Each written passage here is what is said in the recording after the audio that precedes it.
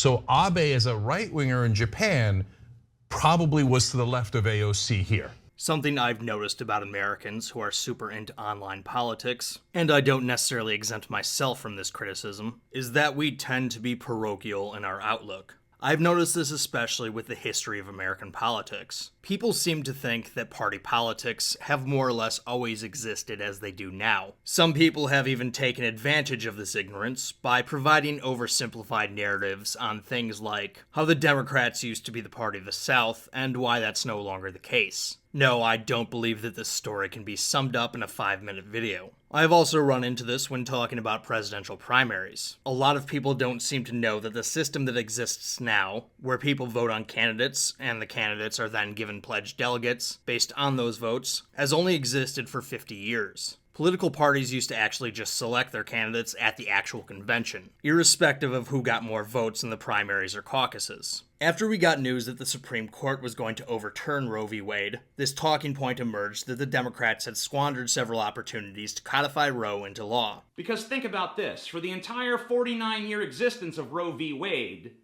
Democrats have known that a sufficiently right-wing court could overturn the thing in a instant. And for 49 years, they knew that the only way to codify the right to abortion was to pass a federal law stating its legality. And they had supermajorities in the House and the Senate during the following years, 74, 75, 76. And then in 77, 78, 79, 80, and 81, they not only had supermajorities, but they held the White House under Jimmy Carter. In 88, 89, 90, 91, and 92, they had supermajorities again. In 93, 94, and 95, they had supermajorities and they had the Clinton White House. In 2010 and 2011, once again, supermajorities and the White House under Barack Obama. Most of the people who have repeated this talking point seem to think that the Democratic Party has always been predominantly a pro-choice party. This is not true. One of the time periods listed was when Jimmy Carter was president. Carter, to this day, only believes in abortion in the cases of rape, incest, or life of the mother. Ted Kennedy, one of the most powerful and important senators in the government during several of those stretches, was also the most pro-life man in the Senate for a significant portion of his tenure. Another important Democrat in the Senate who was mostly pro-life for a large stretch of his career was Joe Biden. As recently as 2010, Barack Obama had to add a rider to his signature piece of legislation, promising that money allocated to the bill would not go to fund abortion in order to get a group of Blue Dog Democrats, led by Bart Stupak, to vote for the bill. In fact, the first time there has been a pro-choice majority in Congress, while there's simultaneously a pro-choice president, is now. I brought up on Twitter how the Democrats never really had the votes to codify Roe, and TJ actually responded to me, saying, "I actually do realize that. They," referring to pro-life Democrats, "should have been brought to heel. Whatever happened to enforcing party line votes? I guess only Republicans are capable of doing that." I asked him how exactly they would enforce the party line vote, to which TJ responded, "Fund their primary opponents, kill funding to their districts, withhold resources of the party, blackmail them, threaten them, you know, politics." I think we all know where he got those last two ideas. All of these things are points of leverage for Joe Biden to hang over Joe Manchin's head. To say, look, if you don't play ball, if you don't vote for the bill, if you don't do the right thing, well, Merrick Garland's running wild now, and he's got some cases on you and your family, and some stuff might happen. That's all I'm saying. Now, maybe I could call the dog off if you play ball. There's a lot there. For now, I'll just respond by saying that much of the campaign finance reform that the left has championed has made it more difficult for parties to control resources in primaries, and instead gave more power to outside groups. That's a topic worth exploring in its own right another time. I'd also love to know, TJ, if you happen to watch this, what bill exactly did the Republicans pass by withholding resources from districts or blackmailing congressmen? I'm genuinely curious. If I remember correctly, they couldn't even repeal Obamacare, so it must not have been recently. Another person who actually pointed out that Democrats historically haven't had the votes to codify Roe was Congresswoman Alexandria Ocasio-Cortez. She brought this up, arguing that it necessitated primary campaigns against pro-life Democrats. When people say go vote, that should include primary elections too. Because the thing that a lot of people don't like to talk about is the fact that not every Democrat is pro-choice, okay? So the ones that aren't, we really need to reassess if it's appropriate for them to continue to serve in 2022. AOC seems to be very polarizing among the online left these days. She still has lots of fans, but she also has lots of critics who believe that she's betrayed the online left and is now a corporate neoliberal establishment shill. AOC has voted with Nancy Pelosi and Chuck Schumer and Joe Biden. She's not pushing anything. So a vote for AOC, turns out, was a vote for Nancy Pelosi. And we all know a vote for Nancy Pelosi is a vote for Wall Street, the military-industrial complex, Big Pharma, and the fossil fuel companies, which is why the country's in the position we're in. This was inevitable. Recently, she was brought up on the Young Turks in a video where I definitely was not expecting it. It was a video on the assassination of former Japanese Prime Minister Shinzo Abe. Abe gave up his position in 2020 ostensibly due to health reasons, but he hadn't given up on politics entirely. Abe was campaigning for a fellow member of the Liberal Democratic Party, who was running for a seat in the House of Councilors. This was when Abe was assassinated. In Japan, the Liberal Democratic Party is considered right-wing. But of course, a right-winger by Japanese standards is a left-winger by American standards, because America is just that far right. Now, Abe in Japan's politics is right-wing, okay? And he was known as a nationalist. Now remember, context, international context is very important here. There's some countries where they have real right-wingers in charge. Brazil and India are good examples, but most of the developed world is so much more liberal, progressive, left-wing than us. So Abe as a right-winger in Japan probably was to the left of AOC here, okay? So because we're so conservative in America, we're so insanely right-wing, not the people. The polling indicates that people are very progressive, but our politicians are so intensely right-wing that it would be surprising that other than the slight nationalism that Abe had, if he wasn't way more left-wing than the most left-wing Democrat here. And that says nothing about Japan, it says everything about America.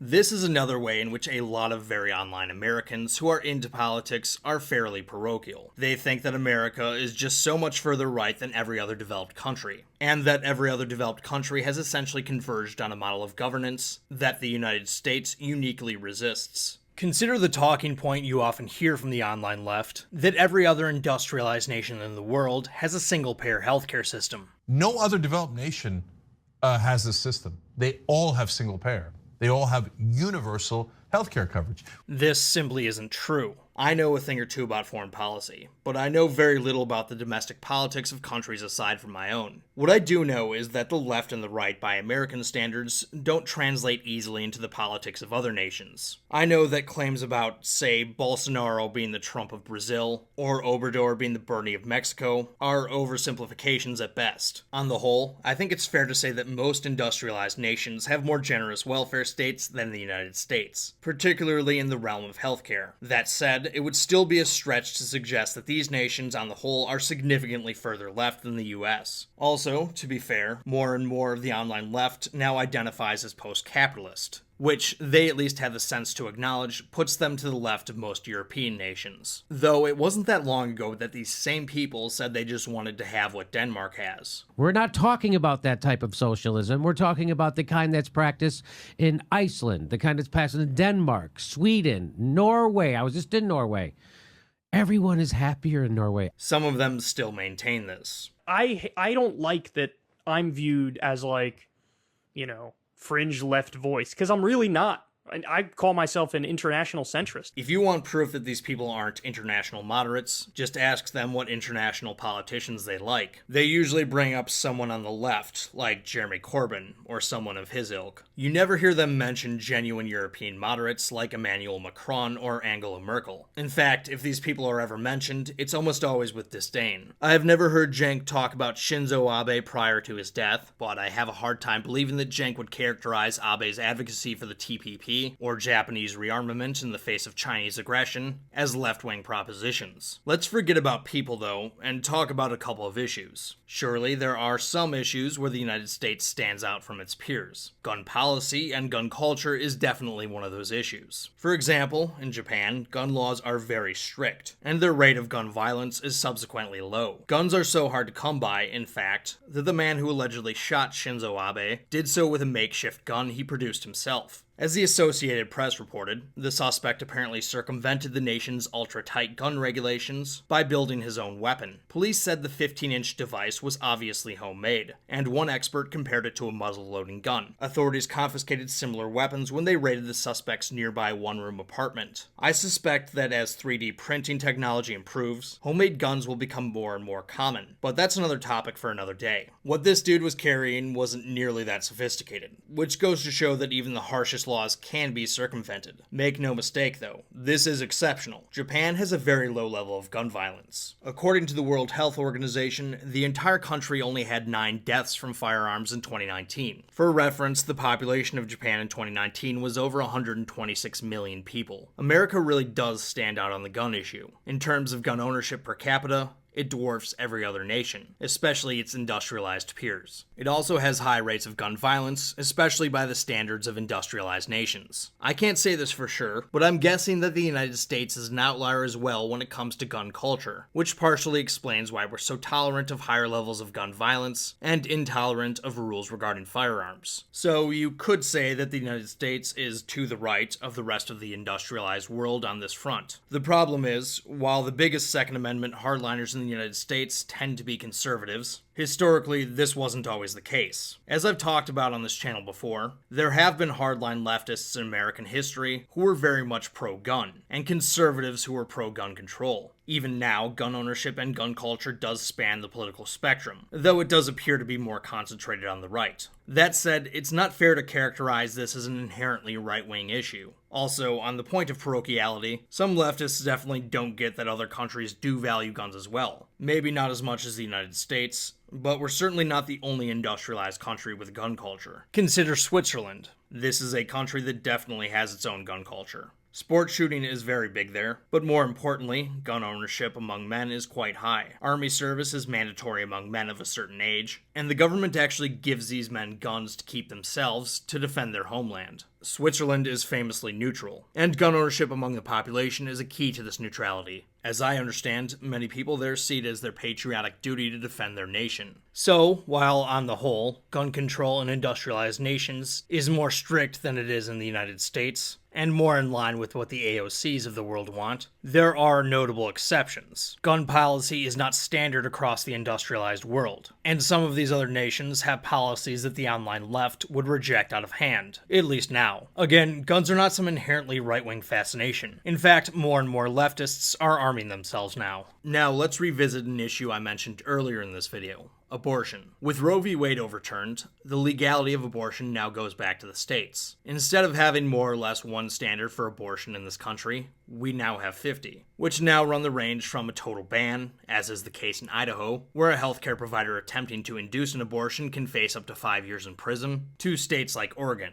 where there are basically no restrictions. Prior to the Supreme Court's ruling on Dobbs v. Jackson Women's Health Organization, which turned the issue back to the states, the basic abortion infrastructure was around the viability standard, as laid out in Planned Parenthood v. Casey. This allowed for more restrictions than the Roe framework did, but still fundamentally maintained that women had a constitutional right to an abortion. On this issue, the United States was considerably more relaxed than the rest of the industrialized world. Consider that viability usually happens at around 24 weeks. Prior to Roe being overturned, a woman could get an abortion for basically any reason prior to that point. A woman could even get an abortion after that point, though the rules were different in different states. Alexandria Ocasio-Cortez and her ilk, for better or worse, basically want no restrictions on abortion. This puts them solidly outside the norm for industrialized nations. After the Dobbs decision became official, Ian Howarth over at the Daily Wire posted a Twitter thread outlining abortion laws in other nations. I won't read them all, but if you feel the need, by all means take a look for yourself. You might be surprised. I'll just highlight some of the notable examples here. Denmark, Norway, Germany, and Switzerland all ban abortion after 12 weeks, as does Finland, though the rules there appear to be different for the different circumstances under which they're allowed. France is at 14 weeks. Among Western, developed nations outside of the United States, Sweden is the most relaxed at 18 weeks. It's also worth noting that, much like the gun issue, if you look at the history of abortion in the United States, The pro-life to pro-choice spectrum does not fit neatly alongside the right to left spectrum as it does now. There were plenty of leftists against abortion back in the day, and there were plenty of conservatives, even religious ones, who were pro-choice in the past. Abortion being a strongly partisan and ideological issue is a relatively recent thing as well. So, these twins' ideas that America is just so much further right than every other nation, and that the rest of the industrialized world has converged on more or less the same system, doesn't hold up, at least on these fronts. I believe this is true for most things, and even where these other nations are further left than the United States, as is often true with their welfare programs, those policies come with trade-offs that our friends on the left fail to consider. Furthermore, dividing issues along a left-right axis isn't always that easy, and it doesn't always translate perfectly to other nations. Also, please note that this is an exercise in comparative politics. I'm not making value judgments on what gun control or abortion laws should be. I like learning about the policies that other nations have. Please let me know if you'd like another video like this on other topics.